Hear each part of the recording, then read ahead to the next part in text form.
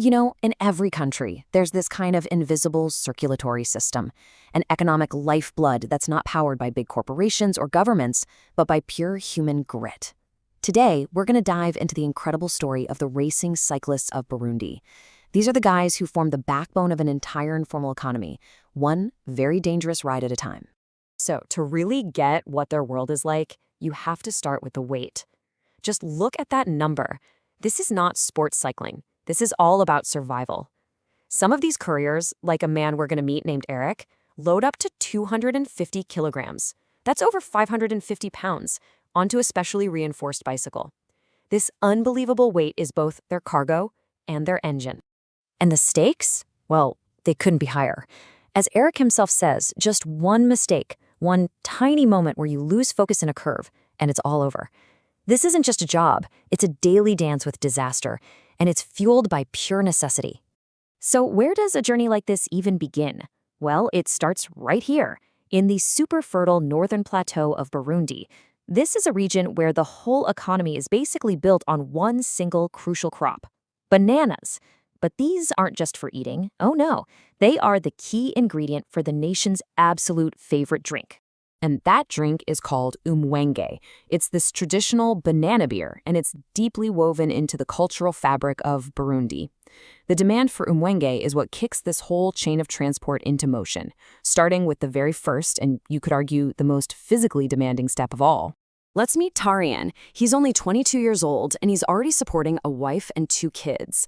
His job is to haul this, 160 kilograms of very specific types of bananas, for 15 kilometers to a local brewer named Pamphile. For Tarian, survival literally means struggling forward, one impossibly heavy load at a time. And this process right here shows you just how fundamental the cyclist's role really is. Before the bananas can even be ripened, before any juice is squeezed, and long before it ferments into beer, it has to be moved. The entire local economy kicks off with this one single, incredible feat of strength and endurance. But here, this is where you see the really stark economic reality. You've got Pamphile, the brewer, who sees himself as a success story. He's his own boss, he's making good money. But then you have Tarian, the man who makes that whole business possible. And his perspective is, well, it's bleak. He says he can't even dream of a future. He can barely afford a new pair of pants. All right, let's move to the next stage of this journey. To get their goods all the way to the capital city, these cyclists have to travel the Burundi Highway. It's a 100-kilometer artery that is both a lifeline and, honestly, a death trap. And this is where the risks just go through the roof. I mean, the road itself is the enemy. It's way too narrow to be a main transit route, it's winding, and it's just riddled with potholes that can spell instant disaster. For these guys who are wrestling with hundreds of kilos of cargo, every single bend in the road is a potential point of failure. The truck drivers, guys like Antoine, they witness this danger up close. Every single day. They see the cyclists grabbing onto their trucks to get pulled up the massive hills, a practice he calls lethal hazard. He sees them fall, he sees them crash, and from where he's sitting, it's just a kind of madness that has to stop. Which, of course, brings us to the most obvious question. Why on earth would anyone do this? Why would you risk being dragged to your death by clinging to the back of a speeding truck? Well, the answer is, it's a calculated risk born out of complete desperation. Those steep hills are pretty much impossible to climb otherwise with such heavy loads. Hitching a ride saves precious, precious energy and time, and it even gives them a little bit of protection from bike thieves.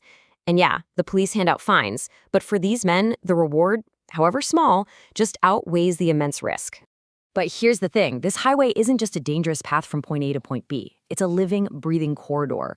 It's a place where the history, the culture, and the community of Burundi all unfold right there on the shoulder of the road.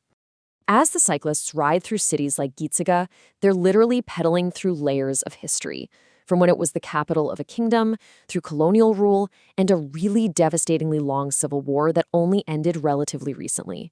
That increased police presence you see today, that's a sign of a government trying to impose some kind of order on this chaotic legacy. And right alongside that same highway, you find living history. You find men like Aniset, who leads the Gora Master Drummers. They're carrying on a tradition that once served kings. Now, they play to preserve their culture and to promote peace. What a powerful symbol of resilience, right there next to all that traffic. So after this absolutely grueling journey, the cyclists are finally approaching their destination, the capital city, Bujumbura. But the end of the road doesn't mean the end of the danger. Not at all. It just changes its form. Get this. On the final, long downhill stretch into the city, the immense weight of their cargo just takes over. These men get pushed to incredible speeds, sometimes hitting 70 kilometers an hour. That's about 43 miles per hour. At that point, they're not even cyclists anymore. They're human projectiles. And here is the most terrifying part. At that speed, with that much weight, braking is completely impossible. The friction would cause their tires to burst instantly.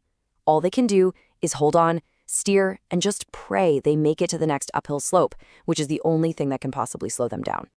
So, once they're in Bujumbura, the whole challenge shifts from pure speed to just complex navigation. The struggle isn't against gravity and potholes anymore. Now it's against the chaotic flow of cars and pedestrians and other vehicles. Maintaining your balance is absolutely everything. And here, at the end of the line, is who they're delivering to. People like Alice, a market woman whose stand, her entire life really, was destroyed in a fire. Her husband left her, and she had to take out a loan just to start over. She depends on cyclists like Eric to bring her the goods she needs to rebuild her life piece by piece. Which brings us to the final, and maybe most crucial, part of the story. After all the risk, all the struggle, and that incredible physical effort, what does it all actually amount to? What is the real return on this life-or-death investment? Well, let's just break down the economics of one of Eric's trips. He buys a cluster of bananas for about €4. On a good day, he sells it for 6, which means he makes a profit of €2. But a lot of the time, he has to negotiate, and his profit for a 100-kilometer life-threatening journey drops to just €1. 1. And even that tiny profit isn't his to keep. A huge chunk of it goes right back into maintaining his most important tool, his bike. The journey just shreds tires, and worn-out tires are deadly, so his tiny income is perpetually being cycled right back into the very machine that enables his grueling work. Which leaves us with this final, kind of haunting question. When we see this incredible daily display of strength and risk, are we witnessing the profound resilience of the human spirit? Or are we simply watching what happens when people have absolutely no other choice?